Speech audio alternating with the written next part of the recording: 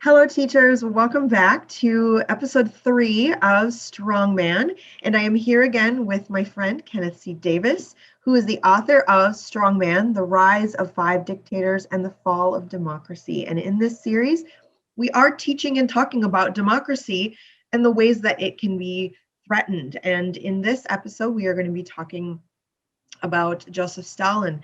And my name is Jessica Ellison. I am a teacher educator at the Minnesota Historical Society, and I'm excited to be here with my friend Ken and to look at some more primary sources. And these are really fascinating sources that it'll take a little bit of time for your students to look at them and understand them. But before we jump into the sources, let's talk a little bit about the man of steel, Joseph Stalin from the Soviet Union, and how he was a strong man. So, Ken, hello. It's good to have you back.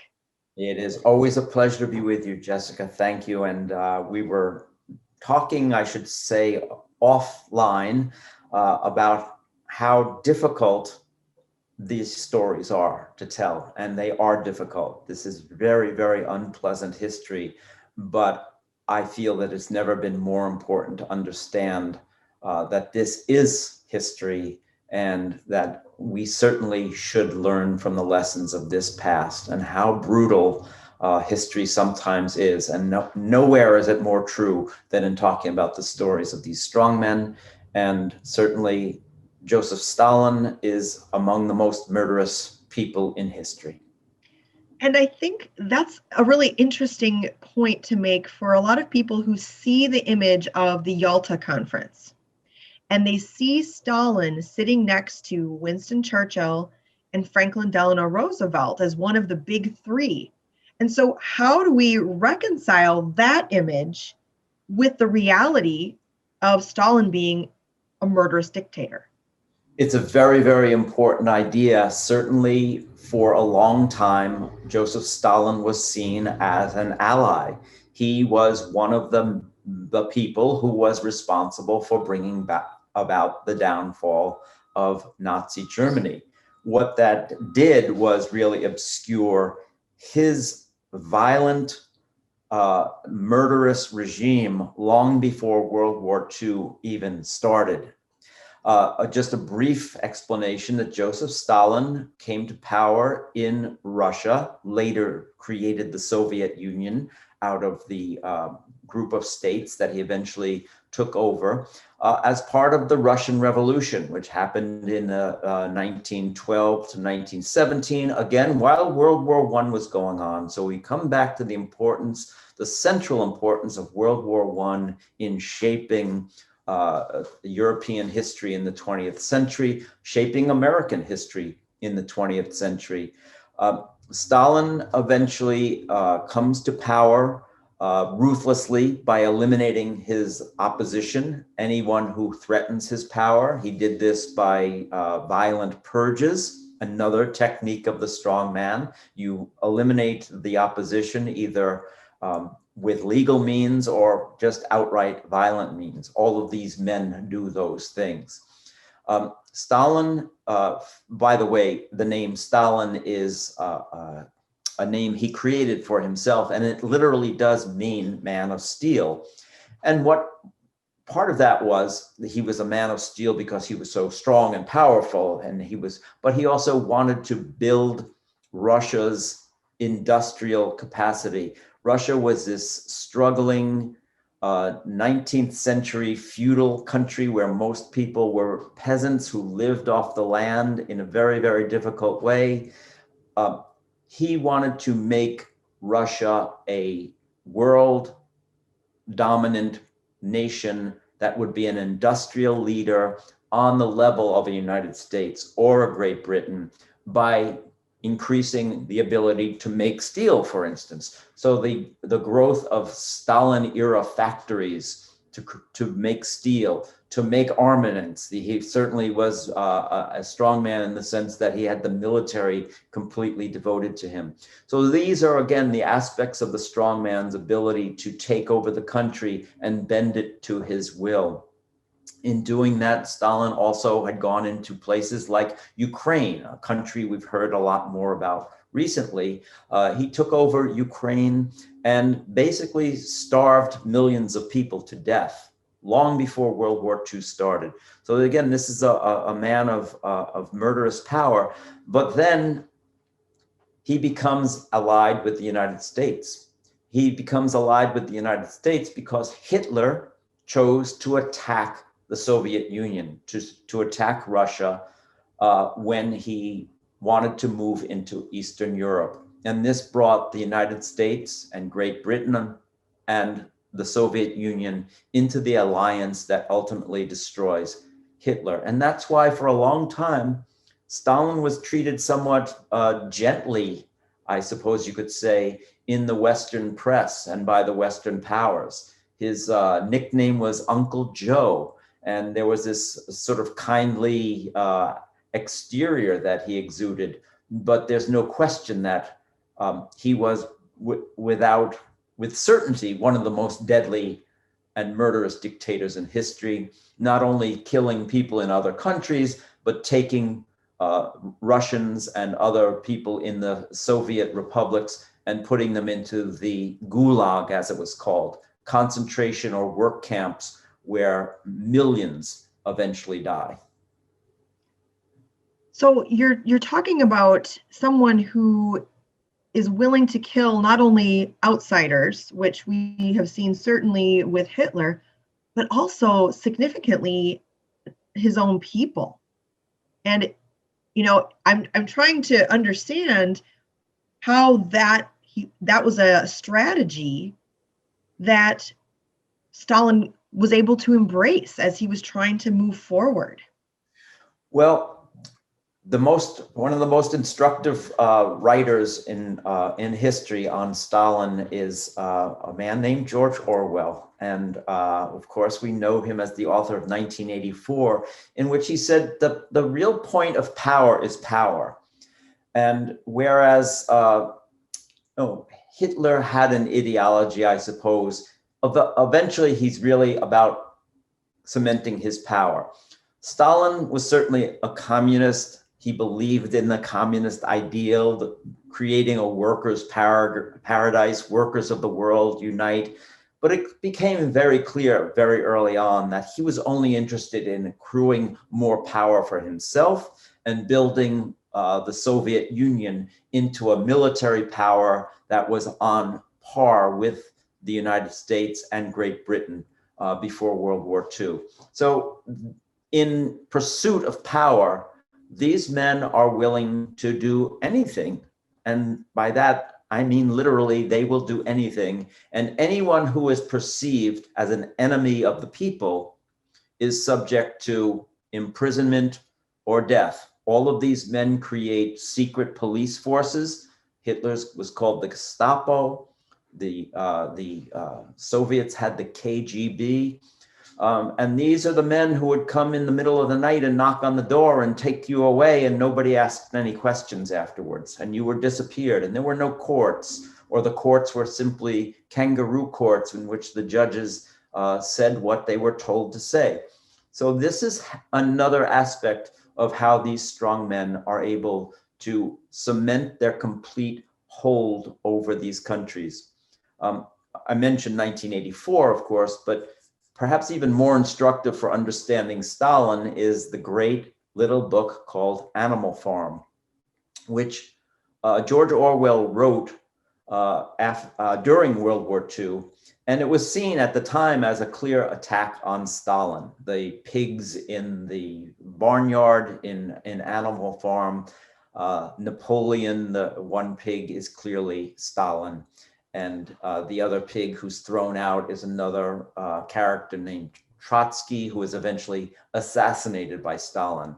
So this is the way Stalin and other strongmen operate. They take power and then use any means necessary to create fear and their complete stranglehold on the people. And of course, there's no sense of rights or freedom or justice under these systems. I should also mention, most people think, oh, well, Russia wasn't a democracy. When you say the fall of democracy, Russia actually had become a republic for a brief time.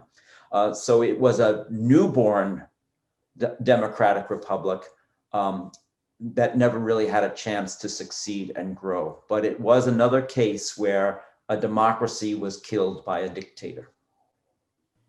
And unlike Mussolini and Hitler, this didn't end with World War II. It No, had begun before and continued after. So when did this end, if it did at all? well, of course, World War II ends in 1945, 75 years ago. And in fact, in recent weeks, I've been posting a lot at my website, don'tknowmuch.com, about the war trials that were taking place 75 years ago in Nuremberg, where the Nazis were put on trial and some sense of justice was being brought to bear after World War II. But almost immediately, we can see that one war ended and another had begun. And we call that, of course, the Cold War. This was the competition between essentially the United States and the Soviet Union that would last for the next 50 years, from 1945 well into the 1990s, when Soviet communism eventually collapses and crumbles, largely under the weight of its own corruption. So Stalin lives to a ripe old age and dies, unlike Hitler and Mussolini, who were killed and died during the war. Stalin remains in power long after and continues to secure his power. He makes the Soviet Union a nuclear power shortly after the war is over. And of almost every decision that was made in the United States, politically, certainly, both domestic and foreign, for a long time, was really in response to the competition with the Soviet Union and Stalin and his eventual successors. But of course, as we know, the Soviet Union came to an end in the 1990s. We thought then that this would be a new period of democracy opening up around the world. And for a short time it did. But that's one of the reasons I've written Strongman, is that we saw the budding democracies in places like Russia, Hungary, Poland, former communist countries that had become democracies, then started to move backwards towards authoritarianism. And that's why Strongman is so important today. We've seen a return to these dictatorships, certainly under Putin, as well as in Hungary, Turkey to a degree, Poland, and other places around the world. So that's why I think this book is so important for our time. So in that sense, what is the lesson that we can pull from this story of Joseph Stalin? Oh my goodness. I wish, again, there was an easy answer to that. And part of it is, we talked about it in the last episode, this question of how do you be an upstander? As citizens of a democracy, and this wasn't really an option for most Russians, certainly during the Russian Revolution, which eventually put Stalin in power. As upstanders, we have two ways of essentially expressing our resistance. One is obviously to vote. And if you are able to vote, you should register to vote, and you should make certain you vote. We have seen in our own recent election the importance of the vote and how people will try and take votes away. It's rather extraordinary in my lifetime to have seen this happen, but we have seen it happen in this country. But even for those who don't vote, you have a voice. And one of the lessons in American history is that people who couldn't vote still had a voice. Most of the important progressive movements in this country, abolition of slavery, suffrage for women, which only came to pass 100 years ago, the labor movement, the end of child labor laws in this country, only in the 1930s in America. This is not that long ago. All of those things came about because people who couldn't vote protested, marched, did what they could to express their voice. So that's what we have to have the courage to do. Obviously, voting is safer for most of us than protesting, but there are lots of ways to use your voice. We have the power of the press. We have the power of the petition to redress grievances. We can write our congresspeople. We can call them. We can speak at the town hall meeting. We can speak at the Board of Education meeting. Many boards of education, for instance, include students now. And that's another way that young people, even some who might not be able to vote, can voice their opinion and make their express what they believe is the right way to go about doing things, because the future is theirs. Absolutely. And that's such good advice. And I love it when students raise up their voices, because even though they don't have the vote until they're 18, they're still community members of this country and of their various states. And I think back to your question for just a second, Jessica, what do we do? What do we learn from Stalin? One of the real lessons is, once those rights are gone, once you lose your vote, once you lose your voice, it's much, much harder to get them back. And so that's why I think it's really, really important that we all take part in democracy. As I've said, and I write it in the book, democracy is not a spectator sport. A lot of people take democracy for granted throughout history, and there is a history of democracy in Strongman. They've fallen. They've often fallen. The fact that the United States has not fallen prey to a dictator after more than 200 years is one of the things that makes it exceptional and unusual.